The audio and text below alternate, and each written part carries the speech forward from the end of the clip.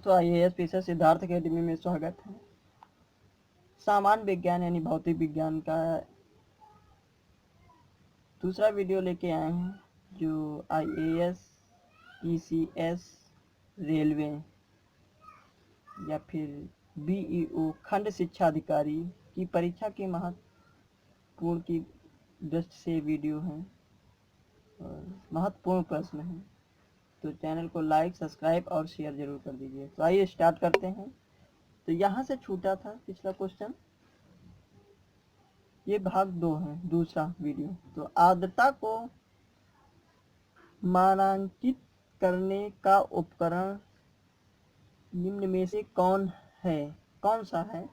तो आर्द्रता को मानांकित करने का उपकरण निम्न में से कौन सा है? तो इसका डी ऑप्शन सही होगा, हाइग्रोमीटर। अगला क्वेश्चन, आर्द्रता किस उपकरण से मापी जाती है या नापी जाती है? तो बी ऑप्शन सही हो जाएगा, हाइग्रोमीटर सही हो जाएगा इसका क्वेश्चन अंक। अगला,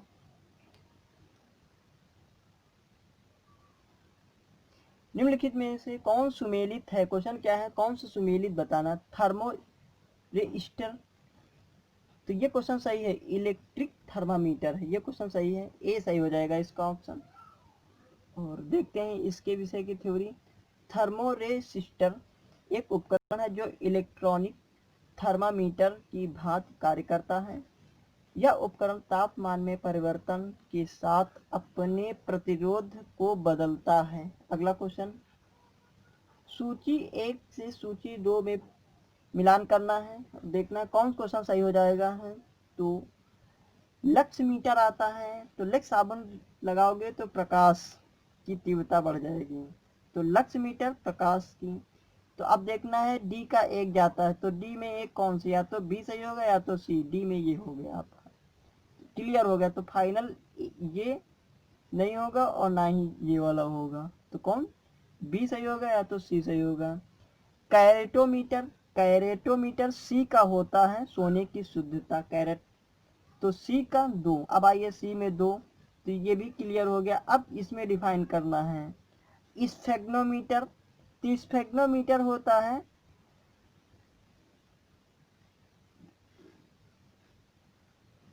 स्फिग्नोमीटर होता है रक्तचाप मापने के लिए, नहीं सॉरी, स्फेग्नोमीटर होता है, स्फेग्नोमीटर होता है रक्तचाप मापने के लिए। तो स्टेथोस्कोप होता है हृदय की ध्वनि सुनने के लिए। तो इसका सी ऑप्शन सही होगा, ए का 3 होगा। तो ये है आपका, स्टेथोस्कोप की सहायता से हृदय धड़कन सुनते हैं, सही है। स्फेग्नोमीटर से रक्तचाप मापते हैं। कैरेटोमीटर से सोने की शुद्धता होती, सोने की शुद्धता। लक्स मीटर से प्रकाश की तीव्रता। अगला क्वेश्चन, रक्त दाब मापने का यंत्र का नाम है? तो स्फेग्नोमीटर। रक्त दाब नापने का यंत्र क्या नाम है? तो स्फेग्नोमीटर। अगला क्वेश्चन,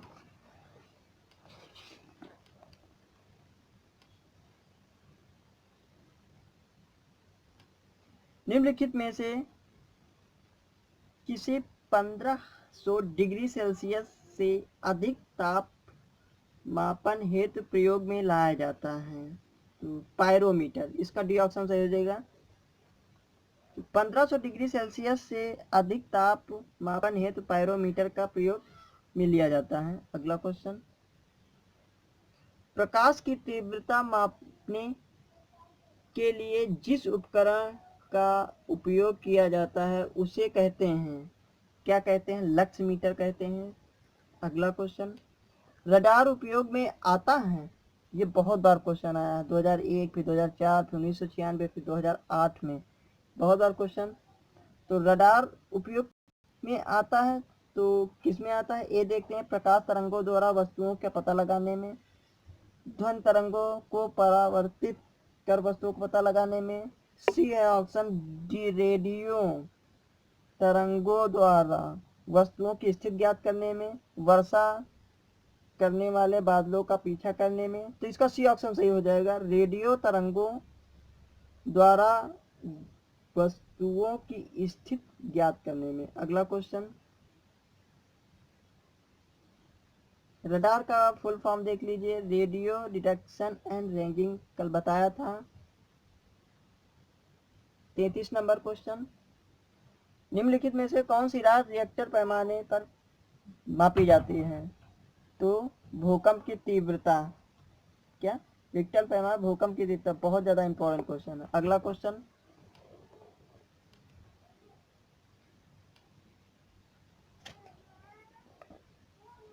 भूकंप की तीव्रता मापन किया जाता है तो रिक्टर पैमाने पे।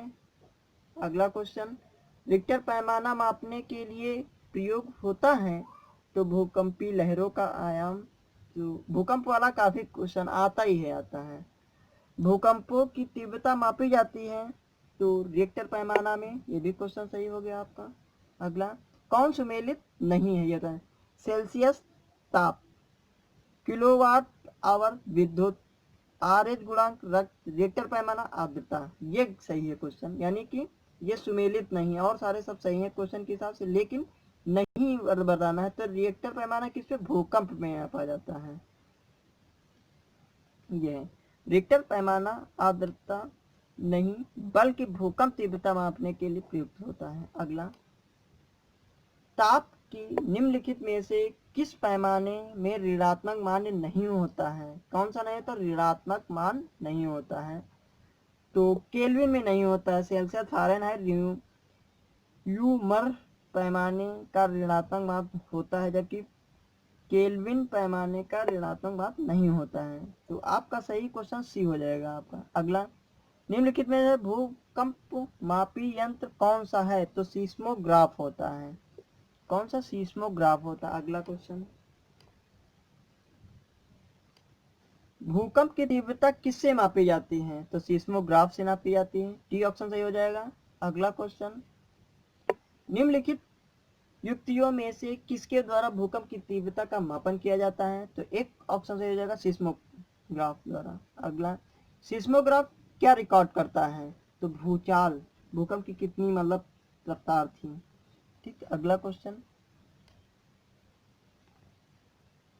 सुमेलित करना है 1 और 2 में, तो आइए देखते हैं कौन सा है। भूकंप तो सीस्मोग्राफ हो गया, ऊंचाई से अल्टीमीटर हो गया, विद्युत धारा एम्पियर, प्रतिरोध का ओम, तो इसका ए ऑप्शन सही हो जाएगा। ए ऑप्शन सही हो जाएगा। अगला क्वेश्चन,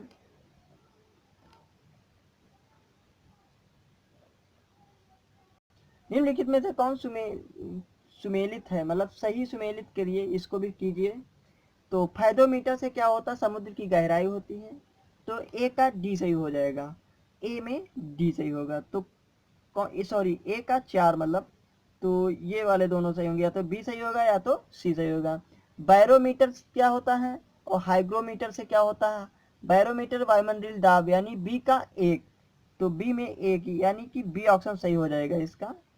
और सी में 2 होगा, यानी हाइग्रोमीटर वायुमंडलीय आर्द्रता होता, अल्टीमीटर ऊंचाई होता, जो पिछले क्वेश्चन में बता चुका हूँ। अगला क्वेश्चन ये देख लीजिए, फायदोमीटर नामक यंत्र से समुद्र की गहराई मापते हैं, बैरोमीटर से वायुमंडलीय दाब, हाइग्रोमीटर आर्द्रता नापी जाती है वायुमंडल की, और अल्टीमीटर से समुद्री तल से विमानों की ऊंचाई मापते हैं। अगला क्वेश्चन, फायदोमीटर का उपयोग किया जाता है किसमें? समुद्र की गहराई मापने में किया जाता है। ठीक, अगला क्वेश्चन, सुमेलित करना सूची 1 से सूची 2, तो आइए देखते हैं। एनीमोमीटर दिया है, सीस्मोग्राफ दिया, बैरोग्राफ दिया, हाइग्रोमीटर दिया है। हाइग्रोमीटर देखते हैं और बैरोग्राफ देखते हैं। हाइग्रोमीटर आर्द्रता, तो सही क्वेश्चन है। बैरोग्राफ वायुमंडलीय दाब होता है, एनीमोमीटर वायु वेग होता है, सीस्मोग्राफ होता भूकंप, तो इसका डी ऑप्शन सही हो जाएगा। डी ऑप्शन सही हो जाएगा। ठीक है, ये देख लीजिए, एनीमोमीटर वायु वेग हो गया, सीस्मोग्राफ भूकंप, हाइग्रो बैरोमीटर, बैरोग्राफ या बैरोमीटर कह सकते हैं वायुमंडलीय दाब, हाइग्रोमीटर आर्द्रता होती है वायुमंडलीय आर्द्रता। अगला क्वेश्चन,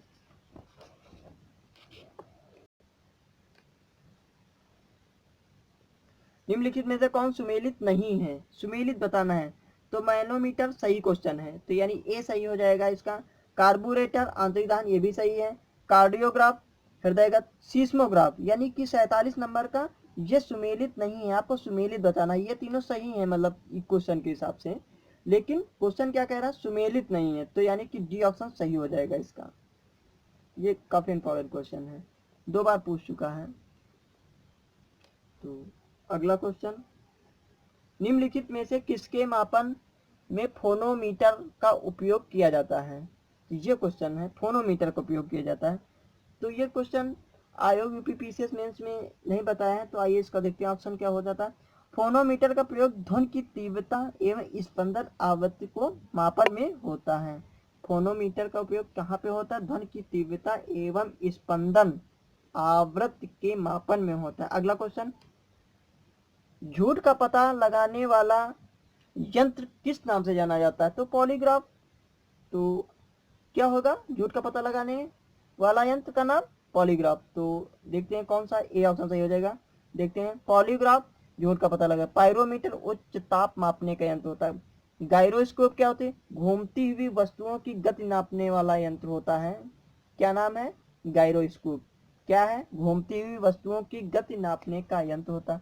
काइमोग्राफ, ये देख लीजिए, इसका क्वेश्चन हमेशा मिलावट के लिए, मिलाई के लिए आएगा। तो काइमोग्राफ होता है शरीर की क्रियाओं को ग्राफ द्वारा निरूपित करने वाला यंत्र, जैसे रक्तचाप, हृदय की धड़कन आदि। तो ये क्वेश्चन काफी इंपॉर्टेंट होने वाले हैं, यहाँ से नहीं पूछ करके यहाँ से पूछेगा क्वेश्चन, तो ये भी याद करना बहुत जरूरी है, हम बता देंगे।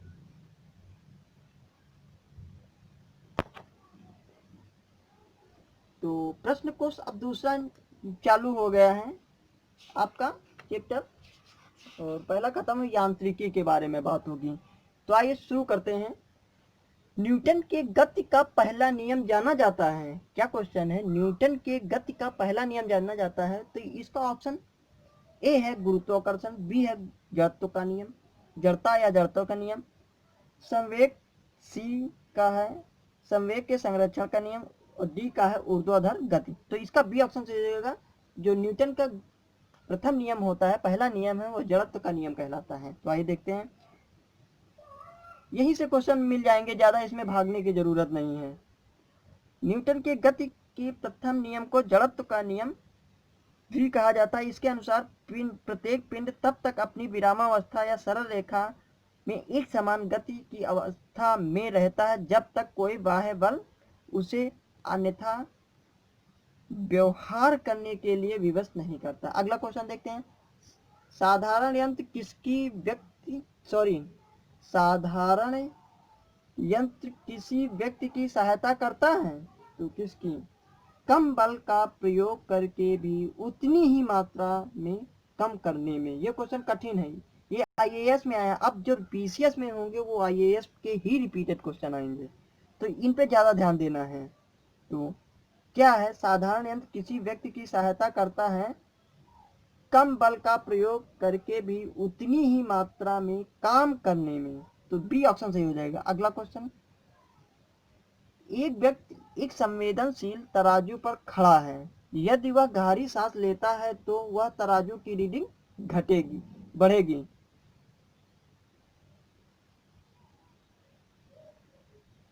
क्या होगी, बढ़ेगी। ठीक, तो आइए देखते हैं कैसे।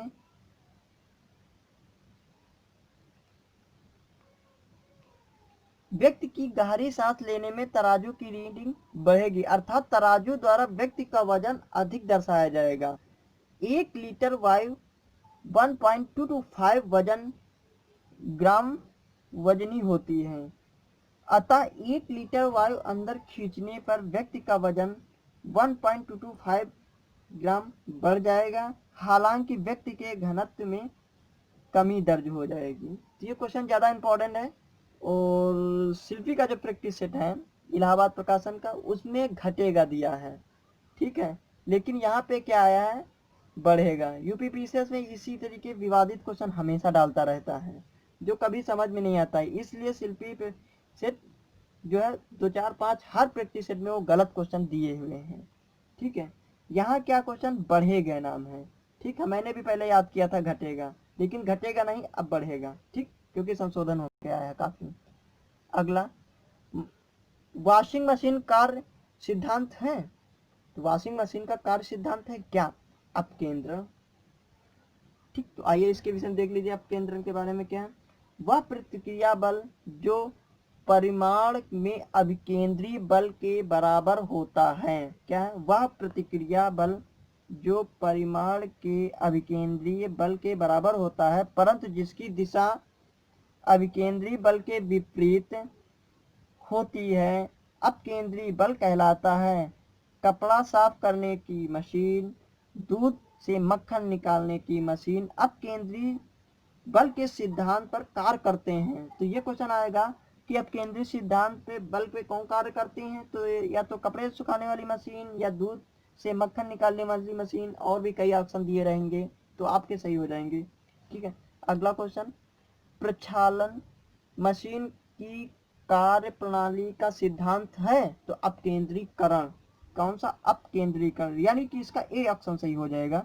अगला क्वेश्चन, निम्नलिखित में से कौन राशि सदिश राशि नहीं है? क्या क्वेश्चन है? सदिश राशि नहीं है, ये बताना है। नहीं है। विस्थापन वेग बल है, तो आयतन नहीं है, तो ये डी ऑप्शन सही हो जाएगा इसका। अगला क्वेश्चन, निम्नलिखित में से कौन सी एक सदिश राशि है, ये बताना है। सदिश बताना है, तो आइए देखते हैं। संवेग, दाब, ऊर्जा और कार्य है, तो इसका ए ऑप्शन सही होगा। संवेग क्या है? एक सदिश राशि, और क्या है? सब अदिश राशि है। ठीक है, अगला क्वेश्चन, निम्नलिखित में से कौन सी राशि सदिश है? फिर बताना है वही। समय, चाल, दूरी, विस्थापन, ये आपसे ऑप्शन दिए हैं 8 नंबर पे, तो आपका सही होगा विस्थापन। विस्थापन क्या है? सदिश राशि है। अगला क्वेश्चन, पदार्थ के संवेग और वेग के अनुपात में कौन सी भौतिक राशि प्राप्त की जाती है? ये क्वेश्चन है। क्वेश्चन क्या है? पदार्थ के संवेग और वेग के अनुपात में कौन सी भौतिक राशि प्राप्त की जाती है? ये क्वेश्चन है। तो द्रव्यमान। ठीक, क्या है? द्रव्यमान। द्रव्यमान का सूत्र क्या होता है, इसलिए याद कर लीजिए। द्रव्यमान बराबर संवेग बटे वेग। क्या? द्रव्यमान बराबर संवेग बटे वेग। ये क्वेश्चन कभी कभी सूत्र दे देता है। अगला क्वेश्चन, बल का गुणनफल है? क्या है? तो द्रव्यमान और त्वरण का बल का गुणनफल है, तो बी ऑप्शन सही होगा, द्रव्यमान और त्वरण का। अगला, यदि किसी घन के आयतन और पृष्ठ क्षेत्र को निरूपित करने वाली संख्याएं समान हों, तो उस घन के किनारे की लंबाई की इकाई में होगी। तो 6 ऑप्शन सही हो जाएगा, यानी कि डी ऑप्शन सही होगा इसका। फिर से पढ़ते हैं। यदि किसी घन के आयतन और पृष्ठ क्षेत्रफल को निरूपित करने वाली संख्याएं समान हो, तो उस घन के किनारे की लंबाई माप की इकाई में होगी। तो 6, यानी डी ऑप्शन सही हो जाएगा। अगला देखते हैं। ऊर्जा संरक्षण का आशय है कि ऊर्जा का ना तो सृजन हो सकता है और ना ही विनाश हो सकता है, यानी कि डी ऑप्शन सही हो जाएगा। इसका ज़्यादा कुछ खास नहीं है और बहुत ज़्यादा इंपॉर्टेंट क्वेश्चन है। अगला, हवाओं की ऊर्जा होती है? क्या क्वेश्चन? हवाओं की ऊर्जा होती है? केवल गतिज हवाएं गतिज ऊर्जाएं हैं, हवाएं बहती हुई ऊर्जाएं हैं। अगला क्वेश्चन, वायु शक्ति में ऊर्जा का कौन सा रूप विद्युत ऊर्जा में परिवर्तित होता है? तो विकिरण ऊर्जा। क्वेश्चन क्या है? वायु शक्ति में ऊर्जा का कौन सा रूप विद्युत ऊर्जा में परिवर्तित होता है? तो विकिरण ऊर्जा। अगला, डी ऑप्शन सही हो जाएगा इसका। एक ट्रेन जैसे ही चलना आरंभ करती है, उसमें बैठे हुए यात्री सिर्फ पीछे की ओर झुक जाता है। इसका कारण है गति का स्थिरता का जड़त्व, यानी ए सही होगा, यानी कि इसका ऑप्शन ए सही हो जाएगा, स्थिरता का जड़त्व। अगला,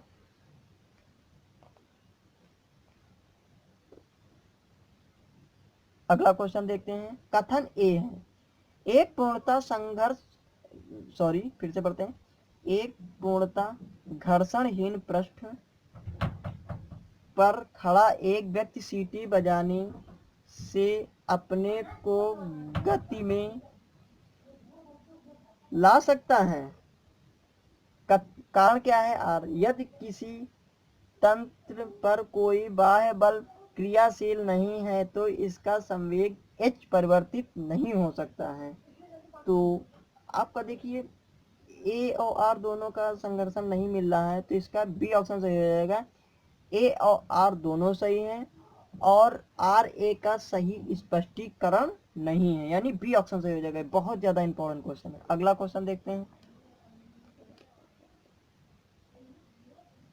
सड़क पर चलने की अपेक्षा बर्फ पर चलना कठिन है, क्योंकि क्यों कठिन है देखिए, बर्फ में सड़क की अपेक्षा घर्षण कम है क्योंकि बर्फ का चिकनी होती है, इसलिए। अगला क्वेश्चन,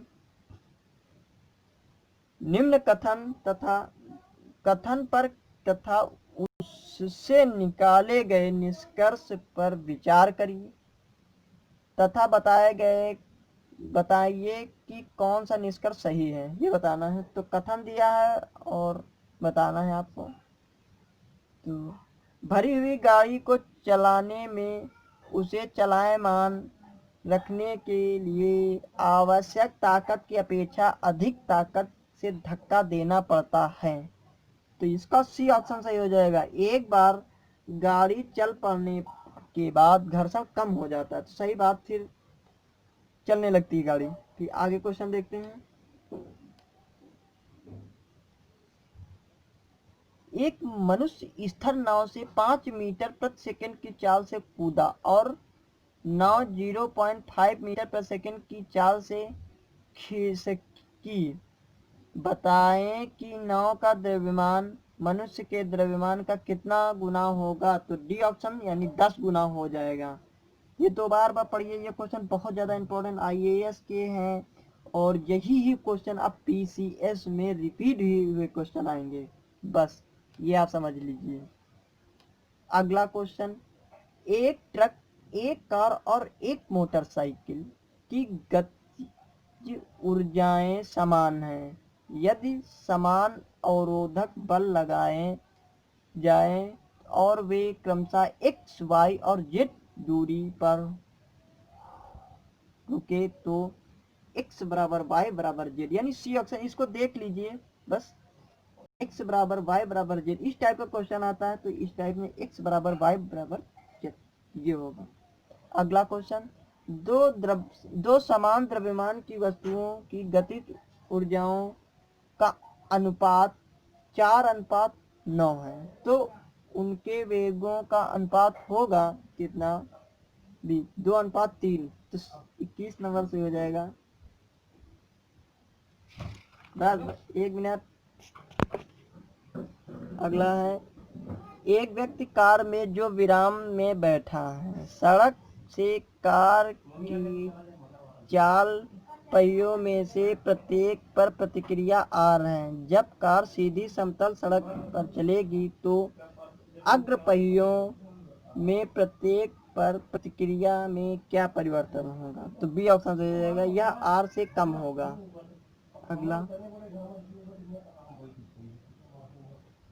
तेल से अंशतः भरा हुआ तेल का एक टैंकर समतल सड़क पर आगे की ओर एक समान त्वरण से जा रहा है। तेल का मुक्त पृष्ठ है, तो देखिए इसका क्या होगा, सी ऑप्शन, क्षैतिज से इस प्रकार अनंत होगा कि पिछले सिरे पर अधिक गहराई होगी। अगला क्वेश्चन,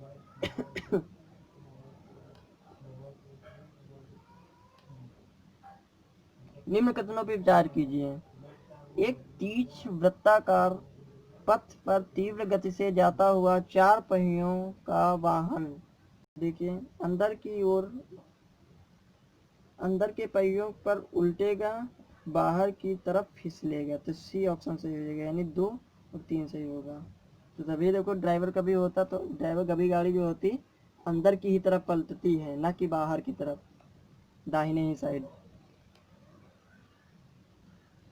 आखिरी क्वेश्चन, त्वरण ज्ञात करने का सही सूत्र कौन सा है। त्वरण ज्ञात करने का सही सूत्र कौन सा है। तो इसमें ए है, बी, सी, डी, तो इसका ए ऑप्शन सही हो जाएगा। कौन सा, A is equal to V minus U बटे टी। क्या है, A is equal to V minus U बटे टी। तो आइए बस इतना ही, मिलते हैं नेक्स्ट वीडियो में।